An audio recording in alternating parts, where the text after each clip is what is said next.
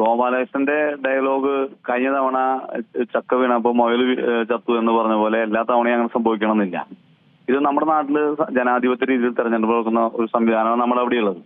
അതുകൊണ്ട് തന്നെ രാഷ്ട്രീയ പാർട്ടികളെല്ലാവരും സാധാരണ രീതിയിൽ വോട്ട് ചേർക്കാറുണ്ട്, വോട്ട് നീക്കം ചെയ്യാറുണ്ട്. പക്ഷെ ഇങ്ങനെ സംഘടിതമായി കൊള്ള നടത്തുന്നത് നമ്മൾ ആരും പ്രതീക്ഷിച്ചിരുന്നതല്ല. കാരണം BJP ഓരോ ഘട്ടങ്ങളിൽ ഓരോ തരത്തിലുള്ള സംവിധാനങ്ങളാണ് ചെയ്യാറുള്ളത്. അപ്പൊ അവസാനമാണ് ഇത്തരത്തിലുള്ള കാര്യങ്ങൾ ചെയ്തത്. തെരഞ്ഞെടുപ്പ് കമ്മീഷനെ സംബന്ധിച്ചിടത്തോളം തെരഞ്ഞെടുപ്പിന്റെ നടപടിക്രമങ്ങൾ ഇങ്ങനെയാണ്. പക്ഷേ തെരഞ്ഞെടുപ്പ് കമ്മീഷന് നടപടിക്രമം ഇങ്ങനെയാണെങ്കിൽ ഒരു ക്രിമിനൽ കോൺസ്പിറൻസി ഉണ്ടായാൽ അത് പോലീസിനെ വിട്ട് അന്വേഷിക്കാനുള്ള ഉത്തരവാദിത്വം തെരഞ്ഞെടുപ്പ് കമ്മീഷൻ ഉണ്ടായിരുന്നു. പക്ഷെ തെരഞ്ഞെടുപ്പ് കമ്മീഷൻ അത് ചെയ്തില്ല. അപ്പൊ ഒരു തവണ ചക്ക വീണപ്പോ മുയൽ വീണു ചത്തു എന്ന് കരുതി വീണ്ടും അങ്ങനെ ചെയ്യാമെന്ന് തീരുമാനിച്ച് ഞങ്ങളൊന്നും പൊട്ടന്മാരല്ലല്ലോ. ഇനി ഞങ്ങൾ ഈ പഞ്ചായത്ത് തെരഞ്ഞെടുപ്പിന്റെ വോട്ടർ പട്ടിക വരാൻ വേണ്ടി കാത്തിരിക്കുകയാണ്. ഈ 30-ാം തീയതി വോട്ടർ പട്ടിക പുറത്തിറങ്ങി കഴിഞ്ഞാൽ ഒരു വാരം അതിന്റെ സ്ക്രൂട്ടനിങ്ങിന് വേണ്ടി സമയം മാറ്റി വെച്ചിട്ടുണ്ട്.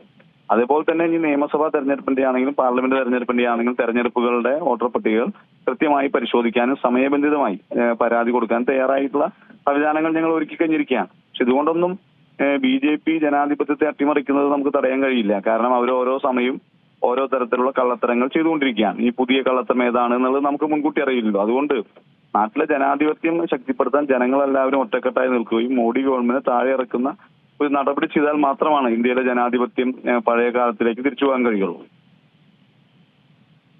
കൂടെ ഇപ്പോൾ ഇതുമായി ബന്ധപ്പെട്ട ഈ കുറേയധികം കേസുകളും പരാതികളൊക്കെ നടക്കുന്നുണ്ട്. അതിൽ ഏറ്റവും കൂടുതൽ ബലപ്പെട്ടത് TN പ്രതാപൻ MP പോലീസിൽ നൽകിയ പരാതിയാണ്. പക്ഷെ അതിൽ പോലും ഒരു കൃത്യമായ ഒരു നടപടി എടുത്തിട്ടില്ല. ഇപ്പോൾ ഇത്തരത്തിൽ ഗോപാലകൃഷ്ണന്റെ ഭാഗത്തുനിന്ന് ഒരു പ്രതികരണവും കൂടെ വരുമ്പോൾ എങ്ങനെയാണ് ഈ ഒരു വിഷയത്തെ നോക്കിക്കാണുന്നത്? കോൺഗ്രസ് ഇനിയും ആഞ്ഞടിക്കാനുള്ള ഒരു ശക്തി ആർജിച്ച് തന്നെ തിരിച്ചടിക്കാനുള്ള ഒരു ശ്രമം തന്നെയാണോ നടത്തുന്നത്? അല്ല, നമ്മളിപ്പോ തെളിവുകളുടെ അടിസ്ഥാനത്തിൽ സിറ്റി പോലീസ് കമ്മീഷണർക്ക് പരാതി കൊടുത്തു. ആ പരാതി അവരെ ACPക്ക് ഫോർവേഡ് ചെയ്തു. TN പ്രതാപന്റെ മൊഴിയെടുത്തു. ഞങ്ങൾ എല്ലാവരും പോയി ചേർന്നാണ് ആവശ്യമായ തെളിവുകളൊക്കെ നൽകിയിട്ടുള്ളത്. ആ തെളിവുകൾക്ക് അടിസ്ഥാനത്തിൽ അവർ കേസ് രജിസ്റ്റർ ചെയ്യുമെന്നാണ് തന്നെയാണ് കരുതുന്നത്. അതുപോലെ തന്നെ സുരേഷ് ഗോപി വോട്ട് ചെയ്യാൻ വേണ്ടി ഉപയോഗിച്ചിട്ടുള്ള മെറ്റീരിയൽസ് അത് മുഴുവൻ വിവരാവകാശ നിയമം അനുസരിച്ച് ലഭ്യമാക്കാൻ വേണ്ടി തൃശൂർ ജില്ലാ കളക്ടർ ഇലക്ടറൽ ഓഫീസർക്ക് ഞങ്ങൾ RT അനുസരിച്ച് നോട്ടീസ് കൊടുത്തിട്ടുണ്ട്. അപ്പൊ അതുകൂടി കിട്ടിക്കഴിഞ്ഞാൽ വളരെ ക്ലിയർ ആവും.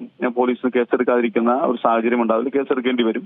അങ്ങനെ ചെയ്യാതിരിക്കുന്ന ഒരു സാഹചര്യം ഉണ്ടായാൽ ഞങ്ങളത് മജിസ്ട്രേറ്റ് കോടതിയെ സമീപിക്കും. അതിനുവേണ്ടി വെയിറ്റ് ചെയ്ത് നിൽക്കുകയാണ്.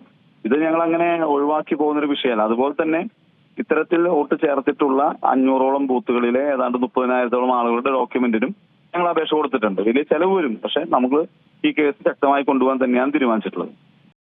ഏറ്റവും പുതിയ വാർത്തകളും വിശേഷങ്ങളും വിരൽ തുമ്പിലറിയാൻ Zee മലയാളം ന്യൂസ് എല്ലാ ഡിജിറ്റൽ പ്ലാറ്റ്ഫോമുകളിലും ലഭ്യം.